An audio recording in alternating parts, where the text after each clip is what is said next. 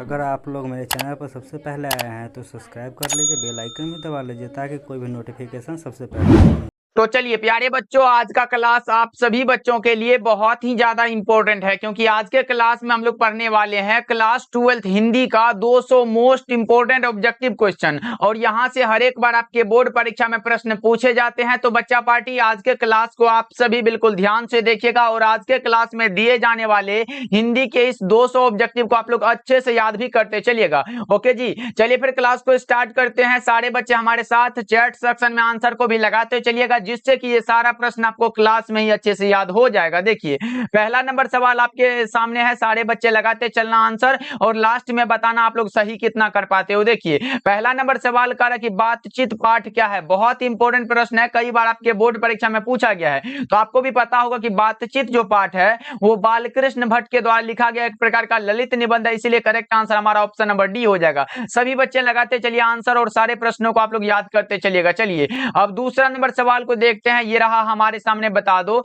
बालकृष्ण भट्ट किस युग के निबंधकार थे। बहुत इंपॉर्टेंट प्रश्न है, बता दो बालकृष्ण भट्ट जी जो है वो किस युग के निबंधकार थे। तो आप लगाओगे भारतेंदु युग, right answer option number C हो जाएगा। लेकिन बच्चों एक चीज याद रखिएगा, अगर पूछे बालकृष्ण भट्ट किस काल के रचनाकार है तब आप आधुनिक काल लगा देना, आपका करेक्ट हो जाएगा। चलिए अब तीसरा नंबर सवाल को देखते हैं। ये रहा हमारे सामने, ये 200 ऑब्जेक्टिव बहुत ही इंपॉर्टेंट है बच्चा पार्टी, इसीलिए सारे बच्चे इसको याद कर लेंगे। देखिए तीसरा नंबर सवाल करा, बालकृष्ण भट्ट ने कौन सा मासिक पत्र निकाला था। बहुत ही अच्छा प्रश्न, बता दो बालकृष्ण भट्ट ने कौन सा मासिक पत्र निकाला था।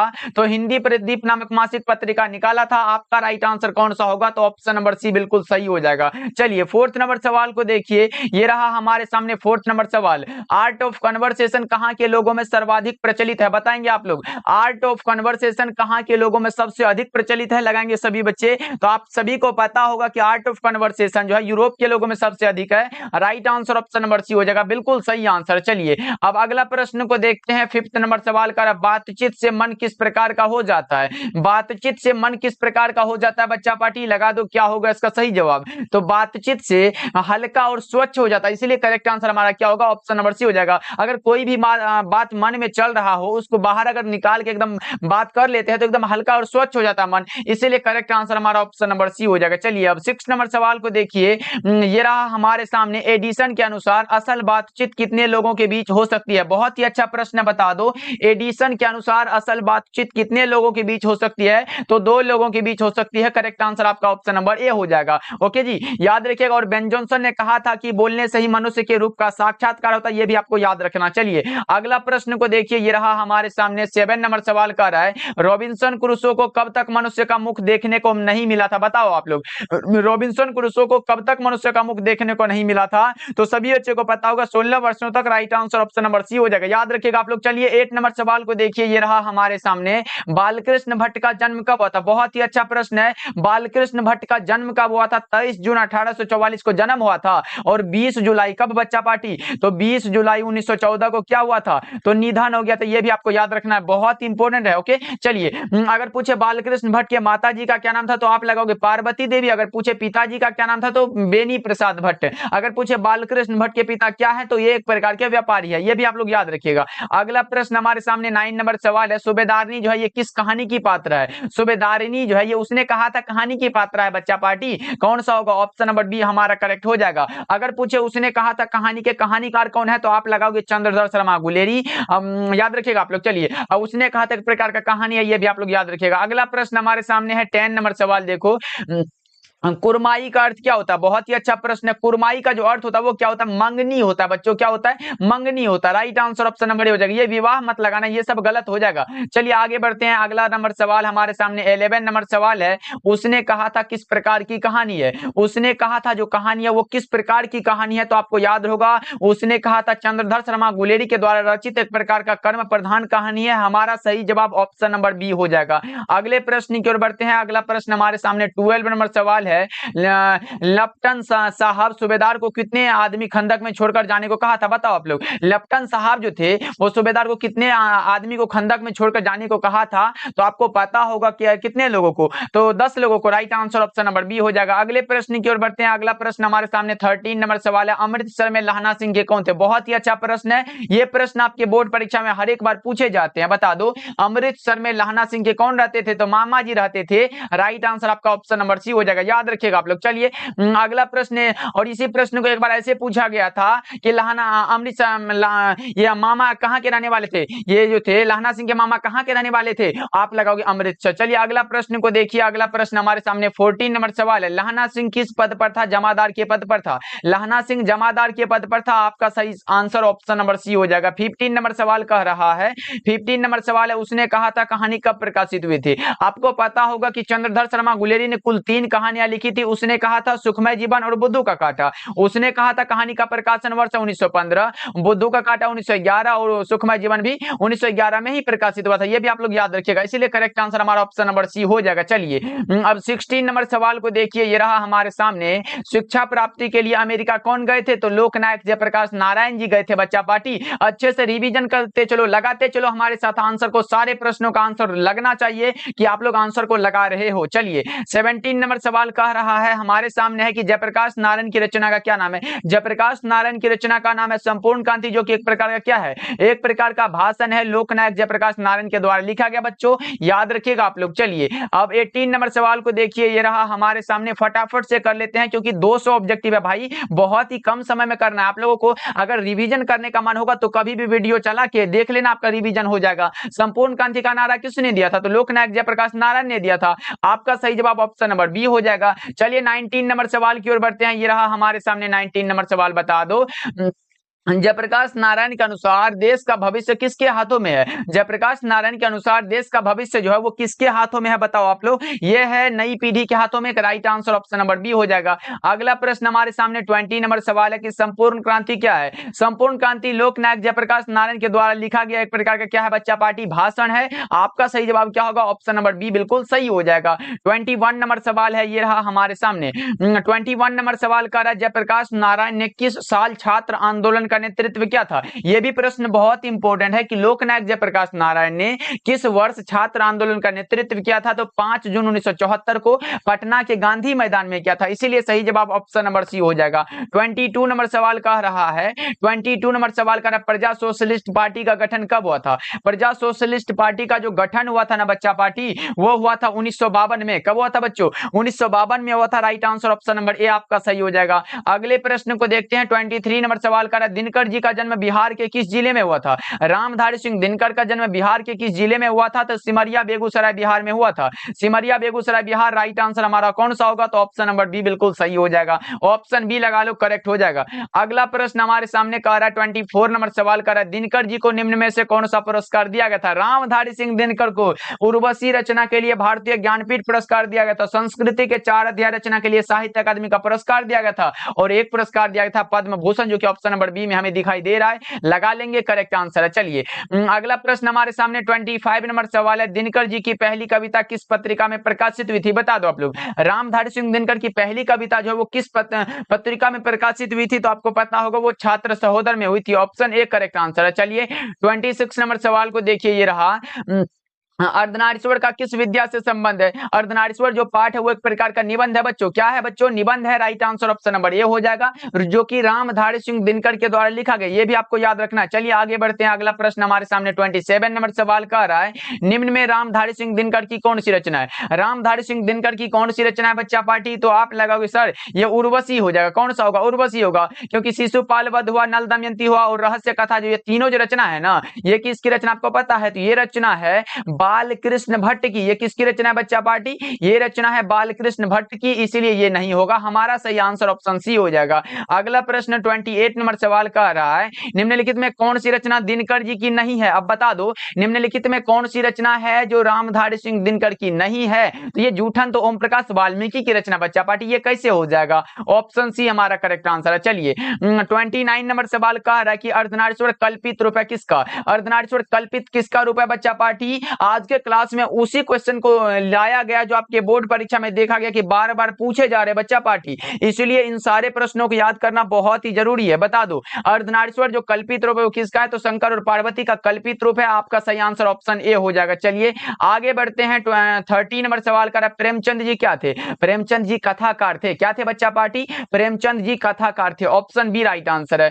31 नंबर सवाल का है कि मालती के बच्चे का क्या नाम था, मालती और महेश्वर के बच्चे का जो नाम था वो टीटी नाम था। क्या था बच्चों, टीटी नाम था। लेकिन अगर पूछे मालती के पति का क्या नाम था तो आप क्या लगाओगे, एक बार लगा दो। तो मालती के पति का जो नाम था वो महेश्वर नाम था, ये भी आप लोग याद रखिएगा। चलिए अगला प्रश्न को देखिए। अगला प्रश्न 2 नंबर सवाल का है अज्ञेय मूलतः क्या है, अज्ञेय मूलतः कहानीकार है। अज्ञेय जी कहानीकार है क्योंकि ये रोज जो हम लोग चैप्टर पढ़ते हैं ये क्या है, ये एक प्रकार का कहानी है। क्या है बच्चा पार्टी, कहानी है। मूलतः कहने का ये अर्थ है कि ये ज्यादातर कहानी ही लिखे, इसलिए कहानीकार हो जाएगा। अगला प्रश्न हमारे सामने कह रहा है कि 33 नंबर सवाल का मालती के पति किस बीमारी का ऑपरेशन करके आए थे। मालती के पति महेश्वर जी थे वो किस बीमारी का ऑपरेशन करके आए थे, तो गैंग्रीन नामक बीमारी का। राइट आंसर ऑप्शन सी हो जाएगा। आगे बढ़ते हैं। अगला प्रश्न 34 नंबर सवाल कह रहा है अज्ञेय की पहली कहानी कब प्रकाशित हुई थी। अज्ञेय की पहली कहानी जो थी वो कब प्रकाशित हुई थी, ये पूछा गया। आप लोगों से क्या लगाओगे, तो अज्ञेय की पहली कहानी प्रकाशित हुई थी 1924 में। Right answer option number B हो जाएगा। अगला प्रश्न हमारे सामने है 35 नंबर सवाल रोज शीर्षक कहानी के लेखक कौन है। रोज जो है एक प्रकार का कहानी है जिसके कहानीकार का नाम क्या है, सच्चिदानंद हीरानंद वात्स्यायन। अज्ञेय हमारा सही जवाब क्या होगा, ऑप्शन नंबर बी हो जाएगा। आगे बढ़ते हैं। 36 नंबर सवाल कह रहा है क्या ताड़ सप्तक का संपादक कौन है। यह भी अज्ञेय जी के द्वारा लिखा गया बच्चा पार्टी। ताड़ सप्तक के संपादक कौन है, अज्ञेय जी है। आपका राइट आंसर क्या होगा, ऑप्शन नंबर बी डी हो जाएगा। और अगर पूछे ताड़ सप्तक का संपादन वर्ष कब है तो आप लगाओगे सर 1943 हो जाएगा, ये भी आप लोग याद रखिएगा। चलिए आगे बढ़ते हैं। अगला प्रश्न हमारे सामने है 37 नंबर सवाल कर भगत सिंह की रचना निम्नलिखित में कौन है। निम्नलिखित में कौन सी रचना है जो भगत सिंह की रचना है, तो आप लगाओगे संपूर्ण कांति जयप्रकाश नारायण की रचना है। ओ हाँ, एक लेख और एक पत्र ये भगत सिंह की रचना है। ओ सदानीरा जगदीश चंद्र माथुर की रचना और उसने कहा था चंद्रधर शर्मा गुलेरी की रचना है। तो ये सब नहीं होगा, हमारा correct answer option number B हो जाएगा। अगला प्रश्न हमारे सामने 38 नंबर सवाल है कि एक लेख और एक पत्र में भगत सिंह ने किसको पत्र लिखा है। बताओ आप लोग, एक लेख और एक पत्र शीर्षक पाठ में भगत सिंह ने किसको पत्र लिखा है, तो वो लिखा है सुखदेव को। किसको, सुखदेव को। राइट आंसर हमारा ऑप्शन नंबर ए हो जाएगा। 39 नंबर सवाल कह रहा है कि सन 1926 में भगत सिंह ने किस दल का गठन किया था। सन 1926 में भगत सिंह ने किस दल का गठन किया था, तो नौजवान भारत सभा का। किसका, नौजवान भारत सभा का। चलिए आगे बढ़ते हैं। 40 नंबर सवाल कह रहा है भगत सिंह के पिताजी का क्या नाम था। भगत सिंह के पिताजी का नाम था सरदार किशन सिंह। क्या था बच्चा पार्टी, सरदार किशन सिंह था। अगर माता जी का नाम पूछे तो क्या लगाओगे, माता जी का नाम था विद्यावती देवी। विद्यावती देवी नहीं था, सिर्फ विद्यावती था, इसलिए विद्यावती याद रखिएगा। चलिए अगला प्रश्न देखिए। 41 नंबर सवाल कह रहा है गणेश शंकर विद्यार्थी किस पत्र का संपादन करते थे। गणेश शंकर विद्यार्थी प्रताप का संपादन करते थे। आपका सही आंसर क्या होगा, डी हो जाएगा। आगे बढ़ते हैं। 42 नंबर सवाल कह रहा है जगदीश चंद्र माथुर की रचना निम्नलिखित में कौन सी है। निम्न में कौन सी रचना है जो जगदीश चंद्र माथुर की रचना है। शिक्षा जय कृष्णमूर्ति की रचना है। ओ सदानीरा, ये जगदीश चंद्र माथुर की रचना है। अगर पूछे ओ सदानीरा क्या है तो आप लगाओगे निबंध है। ओ सदानीरा क्या है, निबंध है। रोज कहानी है। जूठन क्या है, तो आत्मकथा है। ये भी आप लोग याद रखिएगा। अगला प्रश्न हमारे सामने 43 नंबर सवाल का रहा भगत सिंह को अपने लिए सजा के संबंध में क्या विश्वास था। बताओ, तो मृत्यु दंड का था। ऑप्शन नंबर सी बिल्कुल सही आंसर हो जाएगा। अगर पूछे भगत सिंह ने कैसी मृत्यु को सुंदर कहा है, तो देश की सेवा के बदले दी गई फांसी को। ओके, चलिए आगे बढ़ते हैं। 44 नंबर सवाल कह रहा है 44 नंबर सवाल कह रहा है प्रिंस क्रोपोटकिन कौन था। प्रिंस क्रोपोटकिन जो था वो कौन था, बताओ आप लोग। प्रिंस क्रोपोटकिन जो था वो एक प्रकार का अर्थशास्त्र का विद्वान था। राइट आंसर आपका क्या होगा, ऑप्शन ए हो जाएगा। 45 नंबर सवाल करा जगदीश चंद्र माथुर मूलतः क्या थे, बताओ आप लोग। जगदीश चंद्र माथुर मूलतः निबंधकार थे। क्या थे बच्चों, निबंधकार थे। आपका सही आंसर क्या होगा, ऑप्शन नंबर ए हो जाएगा। क्योंकि ओ सदानीरा जो पढ़ते हो, ओ सदानीरा जो चैप्टर पढ़ते हो, ओ सदानीरा आप लोगों को पता होगा, पढ़ा हो ओ सदानीरा जो चैप्टर ये जगदीश चंद्र माथुर के द्वारा लिखा गया, ये भी आप लोग याद रखिएगा। चलिए 46 नंबर सवाल को देखिए, ये रहा हमारे सामने। गंडक नदी की चर्चा किस शीर्षक पाठ में। गंडक नदी की जो चर्चा है वो ओ सदानीरा चैप्टर में है, जो कि जगदीश चंद्र माथुर के द्वारा लिखा गया है। अगला प्रश्न हमारे सामने 47 नंबर सवाल का रह गया गांधी जी को महुए के पेड़ के नीचे जो है जगह किसने दी थी, बताओ आप लोग। गांधी जी को महुए के पेड़ के नीचे जो जगह दिया था वो किसने, तो मठ के महंत ने। राइट आंसर सी हो जाएगा। 48 नंबर सवाल का रहा बच्चा पार्टी देखो बहुजन संप्रेषण निर्देशन के माध्यम पुस्तक किसने लिखी है? तो जगदीश चंद्र माथुर ने। क्या होगा बच्चों? जगदीश चंद्र माथुर ने। Correct answer option number B हो जाएगा। और ये भी प्रश्न कई बार आपके बोर्ड परीक्षा में पूछा गया, इसीलिए ये बहुत ही इंपॉर्टेंट है। चलिए अगला प्रश्न हमारे सामने है। अगला प्रश्न कह रहा है, देखो 49 नंबर सवाल कह रहा है, माथुर जी किस राज्य के शिक्षा सचिव नियुक्त हुए? जगदीश चंद्र माथुर बिहार के शिक्षा सचिव नियुक्त हुए थे, इसीलिए सही जवाब हमारा ऑप्शन सी हो जाएगा। अगला प्रश्न देखिए, बहुत ही स्पीड में हम लोग बहुत ही ज्यादा प्रश्न को कर लेंगे, कम समय लगेगा, ज्यादा प्रश्न हो जाएगा। आप बार बार देखो, रिवीजन करते रहो, आपका क्लियर होते चलेगा। चलिए आगे बढ़ते हैं। 50 नंबर सवाल कर, अभी से लेके एग्जाम तक में इतना करा देंगे कि बच्चा पार्टी एक भी प्रश्न नहीं छूटेगा, आप लोग टेंशन ना लो। देखो, गांधी जी चंपारण में कब आए थे? तो अप्रैल 1917 में। गांधी जी चंपारण में कब आए थे? अप्रैल 1917 में। आगे बढ़ते हैं। 51 नंबर सवाल का आ रहा है, ओस दानेरा के लेखक कौन है? ओस दानेरा जो चैप्टर है वो जगदीश चंद्र माथुर की रचना। देखो, ऐसा ही तो प्रश्न आपके बोर्ड परीक्षा में आते हैं, और कहीं बंगाल से बन के नहीं आता है, बस जितना बुक में पढ़ोगे उतना ही आएगा, इसीलिए करेक्ट आंसर हमारा ऑप्शन नंबर ए हो जाएगा। अगला प्रश्न हमारे सामने 52 नंबर सवाल का है, जानवर और जानवर किसकी रचना है? जानवर और जानवर जो रचना है वो किसकी रचना है? बताओ आप लोग। ये मोहन राकेश की रचना है। जानवर और जानवर मोहन राकेश की रचना है। 52 का करेक्ट आंसर बी लगाओगे आप लोग। चलिए 53 नंबर सवाल कह रहा है, 53 नंबर सवाल कह रहा है, मानक जो है बिस्नी से दूध की जगह क्या मांगता है? मानक बिस्नी से दूध की जगह जो मांगता है वो पानी मांगता है। क्या मांगता है बच्चा पार्टी? पानी मांगता है। और बहुत ही जल्द जो हम लोग पूरे क्वेश्चन बैंक को ही करने वाले, इसलिए बच्चा पार्टी जुड़ जाओ। जितने भी बच्चे नए नए जुड़े हो तो सब्सक्राइब जरूर करिएगा बच्चा पार्टी। हमने देखा बहुत सारे ऐसे बच्चे हैं, क्लास को तो देखते हैं, क्लास को लाइक भी नहीं करते और सब्सक्राइब भी नहीं करते, ऐसे मजा नहीं आता बच्चा पार्टी, इसीलिए सब्सक्राइब कर दिया करो आप लोग। देखो, मोहन राकेश रचित नाटक संग्रह कौन सा है? मोहन राकेश रचित नाटक संग्रह का नाम है आषाढ़ का एक दिन। क्या है बच्चा पार्टी? आषाढ़ का एक दिन। आगे बढ़ते हैं। अगला प्रश्न हमारे सामने 55 नंबर सवाल का है, मोहन राकेश किस पत्रिका के संपादक रहे हैं? मोहन राकेश सिपाही की मां जो चैप्टर पढ़े हो, एक प्रकार का एकांकी है, और यह किस पत्रिका के संपादक रहे हैं बताना है। ये रहे हैं सारिका के। राइट आंसर क्या होगा? ऑप्शन ए हो जाएगा। चलिए 56 नंबर सवाल को देखिए, मोहन राकेश किस आंदोलन के प्रमुख हस्ताक्षर थे? तो नई कहानी आंदोलन के। मोहन राकेश नई कहानी आंदोलन के प्रमुख हस्ताक्षर थे।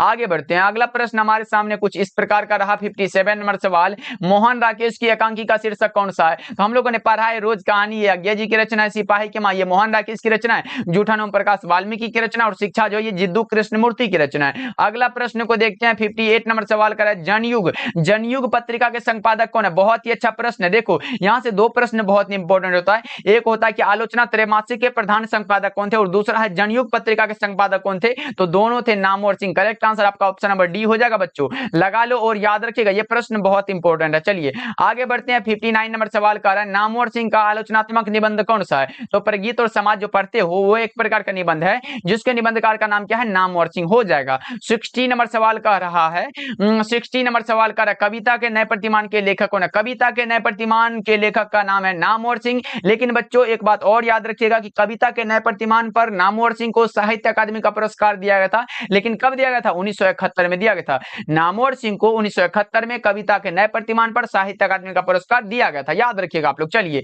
61 नंबर सवाल कह रहा है, 61 नंबर सवाल कह रहा है, नामवर सिंह को साहित्य अकादमी का पुरस्कार कब प्राप्त हुआ? लो 1971 में, अभी तो हमने बताया। करेक्ट आंसर आप क्या लगाओगे? ऑप्शन नंबर बी हो जाएगा। अगला कुछ इस प्रकार का प्रश्न है, 72 नंबर सवाल है, ओम प्रकाश वाल्मीकि की कौन सी रचना बता दो। निम्नलिखित में कौन सी रचना है जो ओम प्रकाश वाल्मीकि की रचना? तो ये भूलने वाली बात नहीं है, जूठन है, जो कि एक प्रकार का क्या है? तो आत्मकथा है। क्या है बच्चा पार्टी? तो आपको याद रखना, ये एक प्रकार का आत्मकथा है, बहुत इंपॉर्टेंट है। आगे बढ़ते हैं। अगला प्रश्न हमारे सामने है 63 नंबर सवाल, ओम प्रकाश वाल्मीकि को प्यार से मुंशी जी कौन कहता था? तो उसी के पिताजी। कौन? उसी के पिताजी। करेक्ट आंसर हमारा ऑप्शन नंबर सी हो जाएगा, बिल्कुल सही आंसर है। चलिए आगे बढ़ते हैं। अगला प्रश्न हमारे सामने है, सुरेंद्र सिंह किसका पोता था? सुरेंद्र सिंह जो पोता था वो था सुखदेव सिंह त्यागी का पोता। Correct answer option number A हो जाएगा। 65 नंबर सवाल का रहा है, देखो 65 नंबर सवाल का रहा है, लेखक को विद्यालय में झाड़ू लगाते हुए किसने देख लिया था? तो लेखक के पिताजी गए थे स्कूल, तो देखे कि उसका बेटा स्कूल में झाड़ू लगा रहा है, तो बोलते हैं कि कौन है मास्टर जो हमारे बेटे से झाड़ू लगवावे है? तो इसीलिए करेक्ट आंसर हमारा क्या होगा? पिताजी ने कहा था। Option number B right answer है।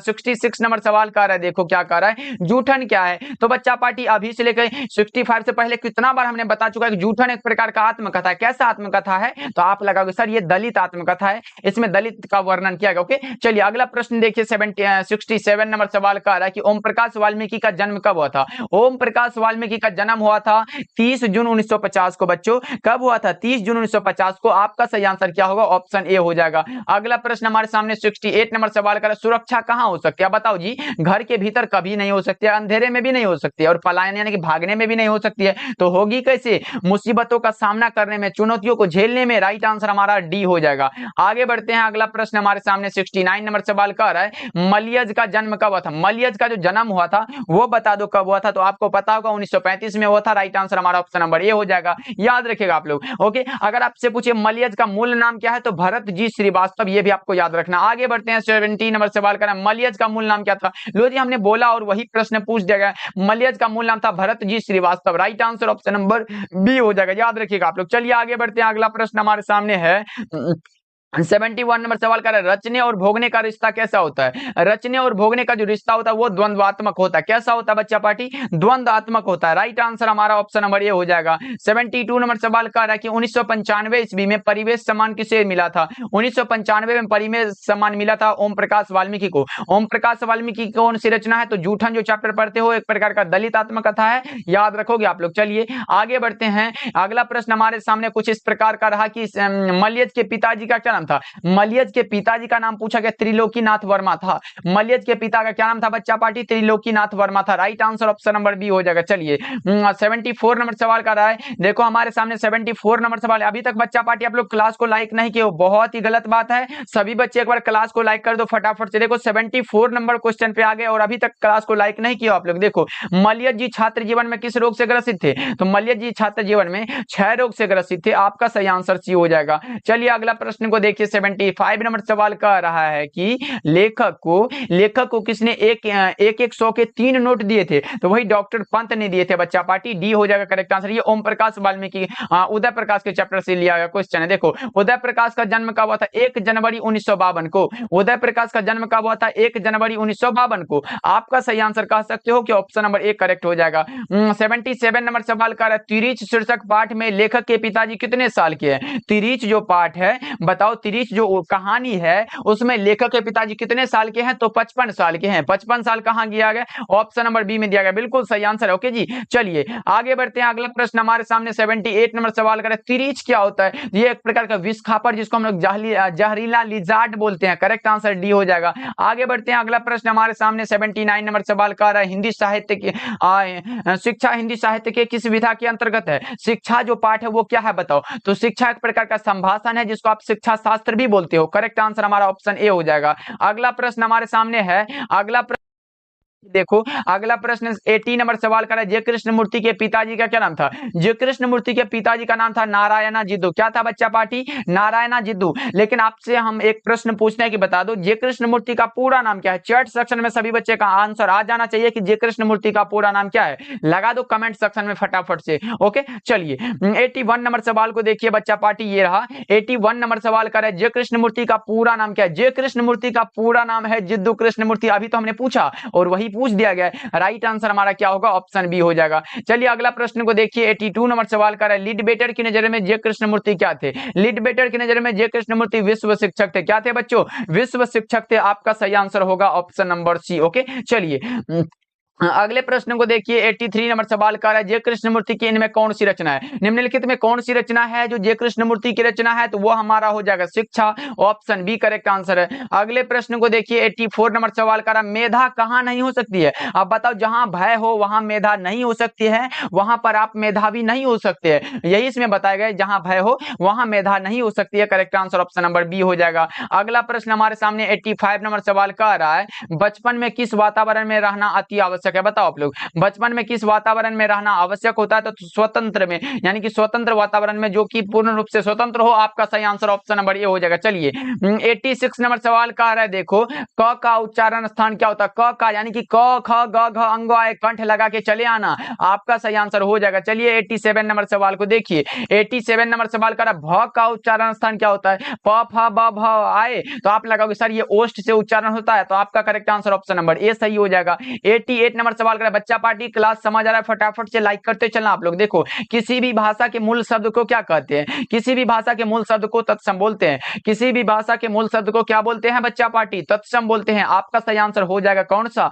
Option number A. चलिए आगे बढ़ते हैं, अगला प्रश्न हमारे सामने 89 नंबर सवाल कर रहा है मंडली शब्द कौन संज्ञा है, मंडली जो शब्द है वो कौन सी संज्ञा है, तो बताओ मंडली एक आदमी से थोड़ी ना होता, मतलब समूहवाचक हो जाएगा, समूहवाचक। अब बताओ ऐसे अगर सभा आए, दल आए, सेना आए, ये सब क्या है, तो समूहवाचक संज्ञा है। जातिवाचक संज्ञा में ले लो गाय ले लो, भैंस ले लो, बकरी ले लो, ये गुणवाचक, ये गुणवाचक हम लोग नहीं पढ़ते हैं। द्रव्यवाचक, हाँ सोना हो गया, चांदी हो गया, ये सब क्या है, द्रव्यवाचक है। अगला प्रश्न देखिए, अगला प्रश्न हमारे सामने 90 नंबर सवाल का रहा है भारत शब्द का विशेषण क्या होता है, भारत का विशेषण भारतीय, और यहाँ पूछा गया भारतीय शब्द कौन संज्ञा है, तो ये हमारा व्यक्तिवाचक संज्ञा है। Right answer option number B हो जाएगा। अगर पूछे भारत का विशेषण पूछे, भारत का विशेषण पूछे तो आप क्या लगाओगे, भारतीय लगा देना बच्चा पार्टी, सही हो जाएगा। चलिए आगे बढ़ते हैं, अगला प्रश्न हमारे सामने 91 नंबर सवाल का रहा मानवता, मानवता कौन संज्ञा, मानवता बताओ। मानव को देख सकते हैं लेकिन उसके अंदर जो है उसको हम देख नहीं सकते हैं, इसलिए हम भाववाचक कहेंगे। ऑप्शन सी बिल्कुल सही आंसर है। चलिए 92 नंबर सवाल को देखिए,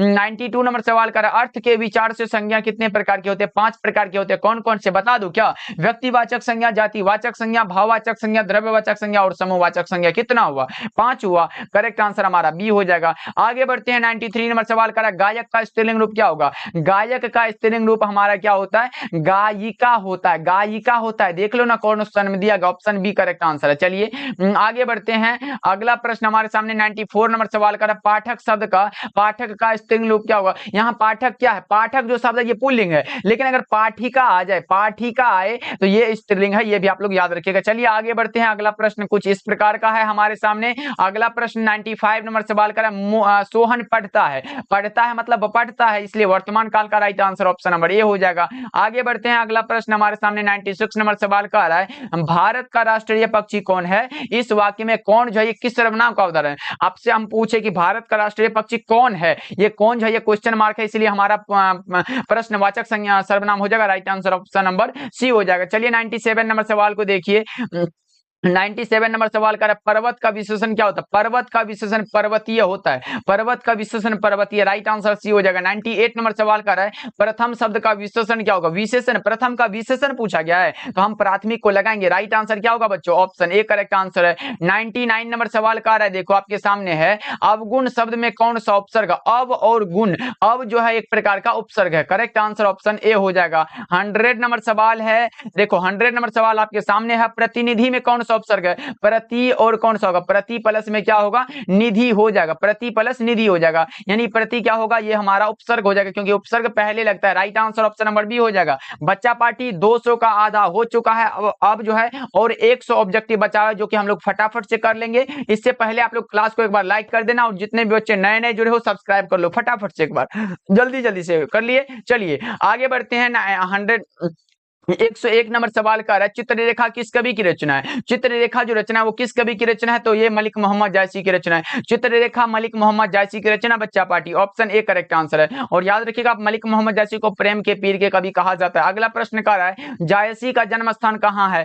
मलिक मोहम्मद जायसी का जो जन्म स्थान है वो हो जाएगा हमारा जायस कब्र अमेठी उत्तर प्रदेश। कहाँ है बच्चा पार्टी, ये है उत्तर प्रदेश में, याद रखिएगा बहुत इंपॉर्टेंट है। चलिए आगे बढ़ते हैं, अगला प्रश्न हमारे सामने है 103 नंबर सवाल का मलिक मोहम्मद जायसी की कविता कौन सी है, कौन सी कविता है जो मलिक मोहम्मद जायसी की है, तो पुत्र वियोग सुभद्रा कुमारी चौहान की रचना है, करबक मलिक मोहम्मद जायसी की रचना है, उषा शमशेर बहादुर सिंह की रचना और हारजीत अशोक वाजपेयी की रचना है, इसलिए करेक्ट आंसर आपका ऑप्शन नंबर बी हो जाएगा। अगला प्रश्न देखिए 104 नंबर सवाल का है जायसी जी क्या थे, जायसी जी फकीर थे, इसका जो है जीवन साधुओं फकीरों के साथ में भटकते हुए बीता है, इसीलिए करेक्ट आंसर जी हो जाएगा। अगला प्रश्न हमारे सामने 105 नंबर सवाल का है जायसी रचित पद्मावत की भाषा क्या है, मलिक मोहम्मद जायसी के द्वारा जो लिखा गया पद्मावत ये अवधि में लिखा गया। Right answer option number A हो जाएगा। अगला प्रश्न देखिए 106 नंबर सवाल का है जायसी ने रत्नसेन तथा पद्मावती की कथा को किस प्रकार जोड़ा है, बताओ आप लोग, जायसी ने रत्नसेन तथा पद्मावती की कथा को किस प्रकार जोड़ा है, बता दो आप लोग फटाफट से। तो सभी बच्चे को याद रखना है ये जो जोड़ा है ये जोड़ा रक्त रूप लेई द्वारा। Right answer option number C हो जाएगा। चलिए आगे बढ़ते हैं, अगला प्रश्न का निम्न में कौन सी कृति जायसी की नहीं है, नहीं है पूछा गया है, पद्मावत है, क्राफट है, चित्ररेखा है, लेकिन ये भक्तमाल तो नाभादास की रचना है। ये किसकी रचना बच्चा पार्टी? ये नाभादास की रचना, ये भी आप लोग याद रखिएगा। चलिए 108 नंबर सवाल को देखिए। 108 नंबर सवाल का सूरदास का जन्म स्थान कहाँ हुआ था? सूरदास का जन्म स्थान पूछा गया, कहाँ है बता दो आप लोग। आप बताओगे सर सी ही है। कहाँ है बच्चों? सी ही है, right answer option number A हो जाएगा, जो कि दिल्ली के निकट है। 108 नंबर का जो करेक्ट आंसर आप लगाओगे वो ऑप्शन नंबर ए करेक्ट हो जाएगा। चलिए आगे बढ़ते हैं। 109 नंबर सवाल को देखिए। 109 नंबर सवाल करा, हिंदी साहित्य का सूर्य किसे कहा जाता है? हिंदी साहित्य का सूर्य कहा जाता है सूरदास को, और हिंदी साहित्य का समन्वयवादी कवि कहा जाता है तुलसीदास को, ये भी आप लोग याद रख लो। 110 नंबर सवाल देखिए। 110 नंबर सवाल का, सत्संग में किन की अभिरुचि थी? बताओ आप लोग, सत्संग में किन की अभिरुचि थी? तो ये सूरदास की अभिरुचि थी, सबको पता है, इसीलिए आप लगा लो ऑप्शन नंबर बी हो जाएगा। 111 नंबर सवाल देखिए। 111 नंबर सवाल कर, कृष्ण भक्ति शाखा के कवि कौन है? कृष्ण भक्ति शाखा के कवि का नाम है सूरदास, और राम भक्ति शाखा के कवि का नाम है तुलसीदास। चलिए आगे बढ़ते हैं 112 नंबर सवाल की ओर बड़े बच्चा पार्टी। 112 नंबर सवाल कर, तुलसीदास किस भाषा के प्रसिद्ध कवि हैं? तुलसीदास जी किस भाषा के? तो ब्रज भाषा के कवि हैं, तुलसीदास ब्रज भाषा के कवि माने जाते हैं, ऑप्शन बी करेक्ट हो जाएगा। 113 नंबर सवाल कर रहा है, वात्सल्य के विश्व में अद्वितीय कवि कौन है? वात्सल्य के विश्व में अद्वितीय कवि का नाम जो है वो है सूरदास। क्या है बच्चों? सूरदास है, ऑप्शन ए करेक्ट हो जाएगा। लगाते चलो आंसर सभी बच्चे, लगाते चलो, सभी प्रश्नों को याद करते चलो, फटाफट चलो कर लेते हैं, बहुत ही कम समय लगेगा बच्चा पार्टी। चलिए 114 नंबर सवाल देखिए, आप लोग रिवीजन करते चलो। 114 नंबर सवाल कर, कृष्ण कहां बैठकर भोजन कर रहे हैं? तो नंद की गोद में, बताओ कौन सा होगा? ए हो जाएगा करेक्ट आंसर। 115 नंबर सवाल कर है, देखो 115 नंबर सवाल है, मीरा ने अपना प्रियतम किसे माना है? तो कृष्ण को। मीरा ने अपना प्रियतम किसे माना है बच्चा पार्टी? कृष्ण को। चलिए आगे बढ़ते हैं। 116 नंबर सवाल कह रहा है, किस कवि का मूल नाम राम बोला था? कौन से कवि हैं जिसका मूल नाम राम बोला था? तो आप लगाओगे तुलसीदास का मूल नाम राम बोला था, right answer option number A हो जाएगा, याद रखिएगा। और मोहन राकेश के बचपन का नाम था मदन मोहन गुगलानी, जयप्रकाश नारायण के बचपन का नाम था बाउल, और मलियज का जो मूल नाम था वो था भरत जी श्रीवास्तव, ये तो हमने पहले ही बता चुका है। चलिए आगे बढ़ते हैं। 117 नंबर सवाल का, हिंदी साहित्य का समन्वयवादी कवि कौन माना जाता है? तो तुलसीदास, जो कि अभी हमने बताया था, करेक्ट आंसर ऑप्शन नंबर ये हो जाएगा। चलो 118 नंबर सवाल देखिए, क्या कह रहा है, तुलसीदास का स्थायी निवास कहाँ है? तुलसीदास का स्थायी निवास जो है काशी में है। कहाँ है बच्चों? काशी में है, ऑप्शन बी लगाओ ना। चलिए आगे बढ़ते हैं। 119 नंबर सवाल कर, बरवय रामायण किन की रचना है? बरवय रामायण, कवितावली, गीतावली, रामचरितमानस, ये सब तुलसीदास की रचना है, करेक्ट आंसर सी हो जाएगा। 120 नंबर सवाल देखिए। 120 नंबर सवाल कर रहा है, काशी में कितने वर्ष रहकर तुलसीदास विद्या अध्ययन किए थे? बताओ आप लोग, काशी में कितने वर्ष रहकर तुलसीदास विद्या अध्ययन किए थे? 15 वर्षों तक, 15 वर्षों तक विद्या अध्ययन किए थे, correct answer option number B हो जाएगा। चलिए अगला प्रश्न कह रहा है बच्चा पार्टी, तुलसीदास के दीक्षा गुरु कौन थे? तुलसीदास के दीक्षा गुरु का जो नाम था ना, एक था शिक्षा गुरु शेष सनातन, दीक्षा गुरु नरहरि दास, ऑप्शन बी करेक्ट आंसर है। 122 नंबर सवाल कह रहा है कि कवितावली की रचनाकार कौन है? अभी तो हमने बताया, कवितावली आए, गीतावली आए, रामचरितमानस आए, या फिर बरवय रामायण आए, विनय पत्रिका, ये सारे के सारे तुलसीदास की रचना। आगे बढ़ते हैं। 123 नंबर सवाल कह रहा है, छप्पय क्या है? छप्पय जो है 6 पंक्तियों का छंद होता है, इसीलिए सही जवाब क्या होगा? सी हो जाएगा। अगर छप्पय पूछे किसकी रचना है तो आप लगाओगे सर ये नाभादास की रचना है। ये किसकी रचना है? नाभादास की रचना बच्चा पार्टी, ये आपको याद होना चाहिए। चलिए 124 नंबर सवाल को देखिए, क्या कह रहा है, नाभादास किसके समकालीन थे? नाभादास किसके समकालीन थे? तो तुलसीदास के समकालीन थे। अगर पूछे नाभादास के गुरु का नाम क्या था तो स्वामी अग्रदास, ये भी आप लोग याद रखिएगा। आगे बढ़ते हैं। 125 नंबर सवाल कह रहा है, किसकी कविता को सुनकर कवि नाभादास जो है सिर झुका लेते हैं? किसकी कविता को सुनकर कवि नाभादास सिर झुका लेते हैं? तो सूरदास की कविताओं को सुनकर, करेक्ट आंसर ऑप्शन नंबर ये हो जाएगा। क्योंकि नाभादास की कविता जो है छप्पय, इसमें दो कवियों का ये वर्णन किया गया, एक है सूरदास और दूसरा है कबीरदास, दोनों का इसमें लीला गान किया गया। चलिए आगे बढ़ते हैं। 126 नंबर सवाल कह रहा है, नाभादास की कविता किन दो कवियों के बारे में? लो अभी तो हमने बताया, उसकी कविता में दो ही तो कवि हैं, और एक है कबीरदास और दूसरा है सूरदास, करेक्ट आंसर आप बी लगा लो। चलिए 127 नंबर सवाल की ओर बढ़ते हैं। 127 नंबर सवाल कर, रत्नाकर त्रिपाठी के पिता का क्या नाम था? रत्नाकर त्रिपाठी किसके पिता थे? बताओ आप लोग, किस कवि के पिता थे? बताओ। तो ये भूषण के पिता थे, रत्नाकर त्रिपाठी भूषण के पिता थे। आपका सही आंसर क्या होगा? ऑप्शन ए हो जाएगा। 128 नंबर सवाल का रहा है, भूषण की कविता निम्न में से कौन है? भूषण की कविता का नाम है कवित, जो कि भूषण जी की रचना है। क्योंकि छप्पय ये हार जी जो है ये अशोक वाजपेयी की रचना है, उषा शमशेर बहादुर सिंह की रचना, और छप्पय नाभादास की रचना है। ये सब नहीं होगा, ऑप्शन नंबर बी हो जाएगा। 129 नंबर सवाल का रहा है, छत्रसाल की तलवार ने कौन सा रूप धारण कर रखा है? छत्रसाल की तलवार ने रौद्र रूप धारण कर रखा है, करेक्ट आंसर ऑप्शन नंबर ये हो जाएगा। इसमें जो है कवित्व में भूषण जी ये महाराज छत्रसाल की और शिवाजी की वीरता का इन्होंने बखान किया। चलिए आगे बढ़ते हैं। अगला प्रश्न हमारे सामने कह रहा है 130 नंबर सवाल का, निम्नलिखित में कौन सी रचना भूषण जी की है पूछा गया है। भूषण की कौन सी रचना, तो Shivraj Bhushan, right answer option number D हो जाएगा। अगला प्रश्न को देखते हैं। अगला प्रश्न हमारे सामने 131 नंबर सवाल कह रहा है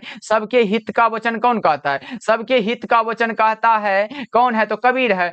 करेक्ट आंसर आपका क्या होगा, ऑप्शन नंबर बी हो जाएगा। अगला प्रश्न देखिए 132 नंबर सवाल कर रहा है शिवराज भूषण के कितने अलंकारों में शिवराज भूषण में कितने अलंकारों का निरूपण हुआ है, बताओ आप लोग। तो 105 अलंकारों का करेक्ट आंसर डी हो जाएगा। चलिए अगला प्रश्न को देखिए 133 नंबर सवाल कर रहा है शिवा बावनी में किसकी वीरता का बखान है। शिवा बावनी में शिवाजी की वीरता का बखान है बच्चा party. Option number A correct answer हो जाएगा, याद रखिएगा आप लोगों के। चलिए ये शिवा बावनी में किस और ये किसने किया है, तो भूषण जी ने किया है, ये भी आपको याद रखना है, बहुत इंपॉर्टेंट है। 133 का जो करेक्ट आंसर आप लोग लगाओगे वो हो जाएगा ऑप्शन नंबर ए। ओके चलिए, और छत्रसाल दशक में महाराज छत्रसाल, ये भी याद रखिएगा, छत्रसाल दशक में महाराज छत्रसाल की वीरता का बखान किया गया है। अगला प्रश्न 134 नंबर सवाल का है निम्नलिखित में कौन कवि है जो छायावादी है, तो जयशंकर प्रसाद। जयशंकर प्रसाद छायावादी कवि माने जाते हैं। चलिए 135 नंबर सवाल देखिए क्या करा, कामायनी महाकाव्य में कामायनी कौन है। कामायनी महाकाव्य में कामायनी क्या है, तो श्रद्धा है। Right answer option number B हो जाएगा, याद रखिएगा आप लोग। चलिए 136 नंबर सवाल को देखिए क्या कह रहा है। 136 नंबर सवाल कह रहा है जयशंकर प्रसाद का निधन कब हुआ था। जयशंकर प्रसाद का निधन बता दो आप लोग फटाफट से। 136 नंबर सवाल है, जयशंकर प्रसाद का जो निधन हुआ था आपको पता होना चाहिए 1937 में हुआ था। Option number A correct answer होगा, 15 नवंबर 1937 को हुआ था। चलिए आगे बढ़ते हैं। अगला प्रश्न हमारे सामने 137 नंबर सवाल है जयशंकर प्रसाद का महाकाव्य कौन सा है। जयशंकर प्रसाद का महाकाव्य है जिसका नाम है कामायनी।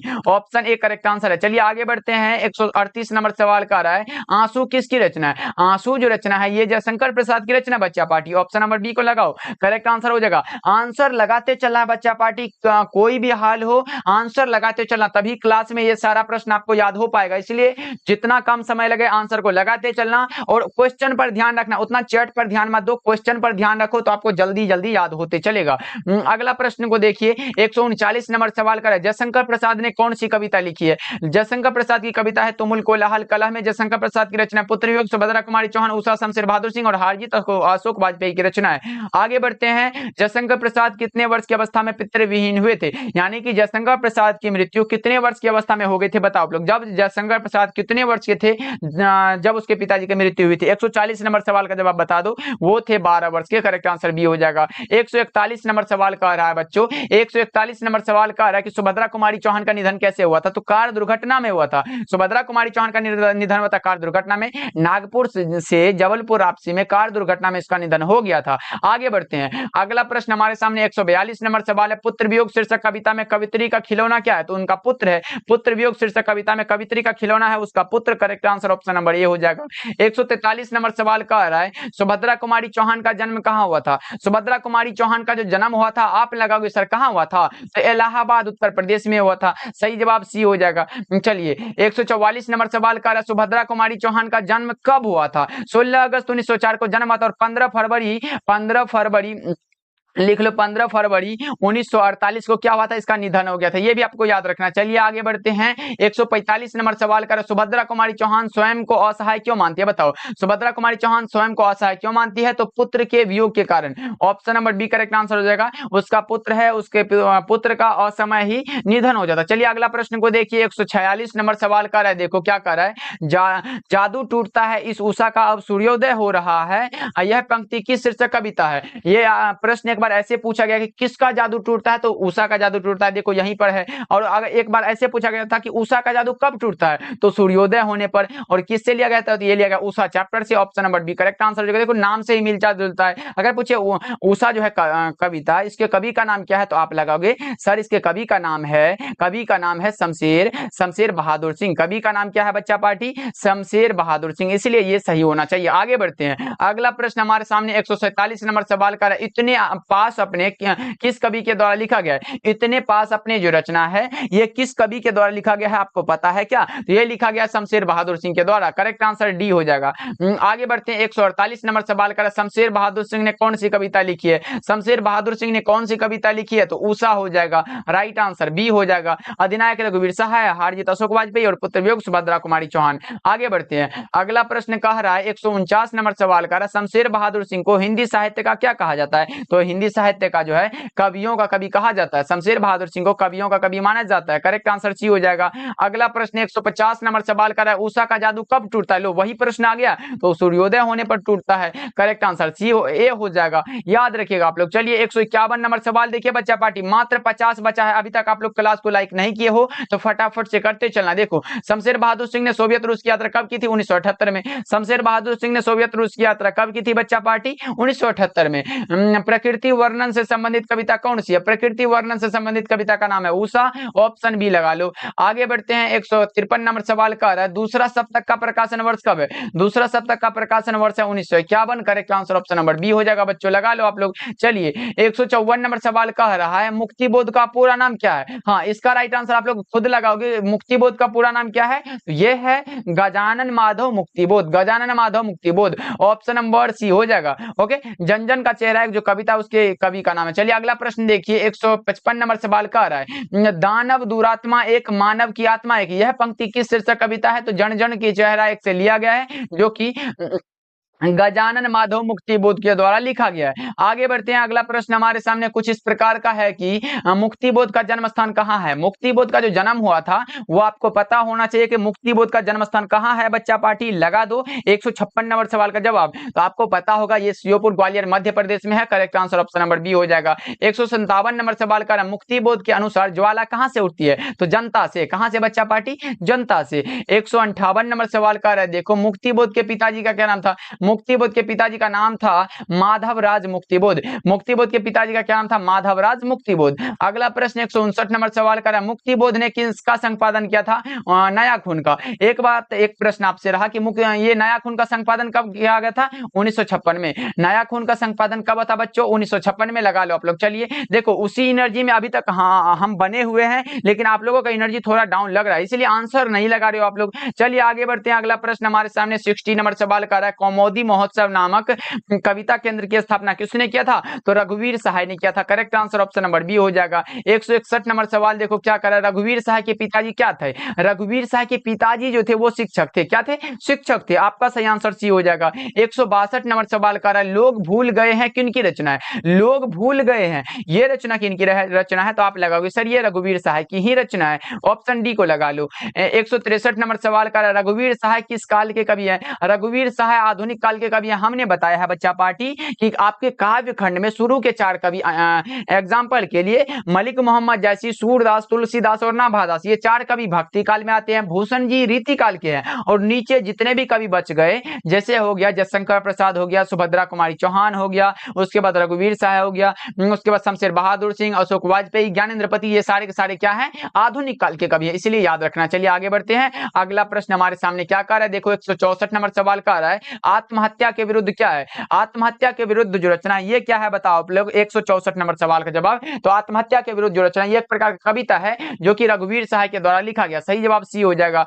अगला प्रश्न देखिए 165 नंबर सवाल का है, देखो विनोद कुमार शुक्ल को 1999 ईस्वी में कौन सा पुरस्कार दिया गया था? विनोद कुमार शुक्ल को साहित्य अकादमी का पुरस्कार दिया गया था बच्चों, ऑप्शन नंबर बी करेक्ट हो जाएगा, लगा लो आप लोग। चलिए अगला प्रश्न देखिए 166 नंबर सवाल का है, विनोद कुमार शुक्ल का निवास स्थान कहाँ है? विनोद कुमार शुक्ल का निवास स्थान पूछा तो आप लगाओगे सर रायपुर छत्तीसगढ़ हो जाएगा, इसलिए 166 का जो है ऑप्शन नंबर बी को लगा दीजिए। चलिए आगे बढ़ते हैं, अगला प्रश्न देखिए बच्चा पार्टी 167 नंबर सवाल का है, देखो विनोद कुमार शुक्ल ने कौन सी कविता लिखी है? विनोद कुमार शुक्ल ने कौन सी कविता लिखी है? तो आपको पता होगा, प्यारे ने बेटे को, कविता विनोद कुमार शुक्ल की रचना है, याद रखिएगा आप लोग। चलिए आगे बढ़ते हैं, अगला प्रश्न हमारे सामने 168 नंबर सवाल का आ रहा है, पेड़ पर कमरा का अनुवाद जो है ये किस भाषा में हुआ? तो इतावली भाषा में। किस भाषा में बच्चों? इतावली भाषा में। 169 नंबर सवाल देखिए, 169 नंबर सवाल कर रहा है, पत्नी बिटिया को क्या करती है? पत्नी जो है बिटिया को क्या करती है बताओ आप लोग फटाफट से। 169 नंबर सवाल का जवाब तो समझाती है, समझाती है, करेक्ट आंसर डी हो जाएगा। अगला प्रश्न 170 नंबर सवाल कर रहा है, नौकर की कमीज क्या है? नौकर की कमीज उपन्यास है। नौकर की कमीज क्या है बच्चा पार्टी? ये एक प्रकार का उपन्यास है। 170 नंबर का सवाल जवाब ऑप्शन नंबर डी हो जाएगा। चलिए आगे बढ़ते हैं। 171 नंबर सवाल कर रहा है, निम्नलिखित में गद्य कविता कौन सी है? निम्नलिखित में कौन सी कविता है जो गद्य कविता है? तो ये है हार जीत। हार जीत एक प्रकार का गद्य कविता है जो कि अशोक वाजपेयी के द्वारा लिखा गया। आगे बढ़ते हैं, अगला प्रश्न हमारे सामने 172 नंबर सवाल कर रहा है, अशोक वाजपेयी किस काल के कवि है? अशोक वाजपेयी आधुनिक काल के कवि है। बच्चा पार्टी कितना बार बता चुका है? करेक्ट आंसर आप डी लगाओ। चलिए आगे बढ़ते हैं, अगला प्रश्न हमारे सामने 173 नंबर सवाल कर रहा है, हार जीत कविता के रचयिता कौन है? हार जीत कविता के रचयिता का नाम क्या है? Ashok Vajpayee. Option number A को लगाओ। बच्चा पार्टी हमने पहले ही इतना सारा ऑब्जेक्टिव को क्लियर कर चुका है क्लास में ही कि ये सब आपको आसान लगने लगा होगा। चलिए 174 नंबर सवाल को देखिए क्या कर रहा है, अशोक वाजपेयी का जन्म कब हुआ था? बताओ अशोक वाजपेयी का जन्म कब हुआ था? 16 जनवरी 1941 को। करेक्ट आंसर आपका ये हो जाएगा। आगे बढ़ते हैं, 175 नंबर सवाल कर, अशोक वाजपेयी के पिताजी का क्या नाम था? अशोक वाजपेयी के पिताजी का नाम था परमानंद वाजपेयी। अशोक वाजपेयी के पिताजी का क्या नाम था बच्चों? परमानंद वाजपेयी था। 176 नंबर सवाल देखिए, ज्ञानेंद्रपति किस प्रशासनिक पद पर थे? ज्ञानेंद्रपति जो थे वो किस प्रशासनिक पद पर थे? तो कारा अधीक्षक के पद पर थे। राइट आंसर सी हो जाएगा। 177 नंबर सवाल देखिए बच्चों क्या कह रहा है, पंचायती राज में क्या खो गया है? तो पंच परमेश्वर। क्या होगा? सी हो जाएगा, बिल्कुल सही आंसर। 178 नंबर सवाल देखिए, 178 नंबर सवाल का रहा है, ज्ञानेंद्रपति ने कौन सी कविता लिखी है? बताओ। तो ज्ञानेंद्रपति ने लिखी है गांव का घर। गांव का घर कविता जो है ज्ञानेंद्रपति के द्वारा लिखा गया है। राइट आंसर बी हो जाएगा। अगला प्रश्न देखिए, 179 नंबर सवाल का रहा है, ज्ञानेंद्रपति किस काल के रचनाकार है? ज्ञानेंद्रपति किस काल के रचनाकार है? तो आधुनिक काल के। सही जवाब सी हो जाएगा। अगला प्रश्न देखिए, अगला प्रश्न का रहा है 180 नंबर सवाल का रहा है, कवि ने कहा क्या है? कवि ने कहा जो रचना है वो क्या है? बताओ आप लोग। 180 नंबर सवाल का जवाब फटाफट से लगा दो, वो हमारा हो जाएगा कविता संग्रह, और ये ज्ञानेंद्रपति के द्वारा लिखा गया है। 181 नंबर सवाल का गांव का घर किस कविता संग्रह से लिया गया है? तो गांव का घर संस्यात्मा से लिया गया है। अगर आपको पूछे गांव ज्ञानेंद्रपति को किस रचना के लिए साहित्य अकादमी का पुरस्कार दिया गया था? तो संस्यात्मा रचना के लिए। कब दिया गया था? 2006 ईस्वी में 2 पुरस्कार दिया गया था। एक है हमारा, एक है पहल सम्मान। क्या है बच्चा पार्टी? एक पहल सम्मान दिया गया था और दूसरा दिया गया था साहित्य अकादमी का पुरस्कार। दोनों 2006 में ही, याद रखिएगा आप लोग। चलिए आगे बढ़ते हैं, अगला प्रश्न हमारे सामने 182 नंबर सवाल का है, ट का उच्चारण स्थान क्या है? ट का उच्चारण स्थान बता दो आप लोग। ट का तो बता दो, लिटिल टू मूर्धा होते हैं, यानी कि ट वर्ण जितने भी होते हैं वो मूर्धा से बोले जाते हैं। करेक्ट आंसर हमारा ऑप्शन नंबर ए हो जाएगा। 183 नंबर सवाल का अ का उच्चारण स्थान क्या होगा? अ का उच्चारण स्थान क्या होगा? बच्चा पार्टी लगा दो, क्या होगा इसका सही जवाब? फटाफट से लगा दो। 183 नंबर सवाल का जवाब फटाफट से आना चाहिए। तो आप लगाओगे सर कंठ हो जाएगा। क्या होगा बच्चा पार्टी? कंठ हो जाएगा, याद रखिएगा आप लोग। चलिए अगला प्रश्न देखिए, अगला प्रश्न हमारे सामने कुछ इस प्रकार का रहा, सभा शब्द में कौन सी संज्ञा? सभा बताओ, सभा हमारा समूहवाचक होगा कि नहीं? समूहवाचक हो जाएगा। करेक्ट आंसर बी हो जाएगा। 185 नंबर सवाल का है, देखो कवि शब्द में कौन सी संज्ञा? कवि जो है ये कवि किसी विशेष के लिए नहीं कहा गया, इसलिए हम जातिवाचक को लगाएंगे। करेक्ट आंसर हमारा ऑप्शन नंबर बी हो जाएगा। 186 नंबर सवाल का आयु शब्द क्या है? आयु जो शब्द है वो क्या है? पुल्लिंग है, स्त्रीलिंग है, उभयलिंग है, या इनमें से कोई नहीं? 186 नंबर सवाल का जवाब बता दो। आप लगाओगे सर ये स्त्रीलिंग है। Correct answer option number B हो जाएगा। चलिए आगे बढ़ते हैं, 187 नंबर सवाल देखिए, चमक शब्द क्या है? चमक स्त्रीलिंग होता है। चमक शब्द क्या होता है बच्चों? स्त्रीलिंग हो जाता है। आगे बढ़ते हैं, अगला प्रश्न का देखिए 188 नंबर सवाल का है, हिंदी भाषा में वचन कितने प्रकार के होते हैं? हिंदी भाषा में वचन कितने प्रकार के होते हैं बताओ आप लोग। एक हमारा होता है एक वचन और दूसरा बहुवचन होता है। तो आपका सही आंसर ऑप्शन नंबर बी हो जाएगा, एक वचन और बहुवचन। चलिए संस्कृत में 3 प्रकार के होते हैं, लेकिन हिंदी में हमारा 2 ही होता है। चलिए 189 नंबर सवाल देखिए, पुराण शब्द का विशेषण क्या होगा? पुराण का विशेषण पौराणिक होता है। जैसे भारत का भारतीय होता है, जाति का जातीय होता है, उसी प्रकार पुराण का पौराणिक हो जाता है बच्चों। ऑप्शन नंबर ये लगाओ। ओके चलिए आगे बढ़ते हैं, अगला प्रश्न हमारे सामने है 190 नंबर सवाल का, समाज का विशेषण क्या होगा? सामाजिक। समाज का विशेषण सामाजिक हो जाएगा। अगला प्रश्न का है देखो 191 नंबर सवाल का, परलोक शब्द में उपसर्ग क्या? परलोक, पर और लोक बराबर परलोक, यानी कि हमारा उपसर्ग ए हो जाएगा, यानी कि पर हो जाएगा। 192 नंबर सवाल देखिए, सपरिवार शब्द में उपसर्ग कौन सा होगा? सौ जोड़ परिवार बराबर सौ परिवार होता है, इसलिए हमारा correct answer option number A हो जाएगा। परिवार एक शब्द है और सौ जो है एक उपसर्ग है। चलिए आगे बढ़ते हैं, अगला प्रश्न हमारे सामने 193 नंबर सवाल का, लघुत्व का प्रत्यय क्या होगा? लघुत्व, लघु जोड़ तव, यानी कि ये हमारा तव जो हो जाएगा ये प्रत्यय हो जाएगा, क्योंकि प्रत्यय हमारा क्या होता है? ये लास्ट में लगता है। चलिए आगे बढ़ते हैं, अगला प्रश्न हमारे सामने 194 नंबर सवाल का, ममेरा शब्द में कौन सा प्रत्यय है। मम जोर एरा बराबर ममेरा, सही जवाब सी हो जाएगा। आगे बढ़ते हैं 195 नंबर सवाल का हितैषी का संधि विच्छेद क्या होगा? हितैषी का संधि विच्छेद क्या होगा? हित जोर ऐसी, हित जोर ऐसी बराबर हितैषी, यानी कि सही जवाब ऑप्शन नंबर सी हो जाएगा, क्योंकि यहाँ ये सब नहीं होगा क्योंकि इसमें डबल है। चलिए आगे बढ़ते हैं, अगला प्रश्न हमारे सामने है 196 नंबर सवाल है।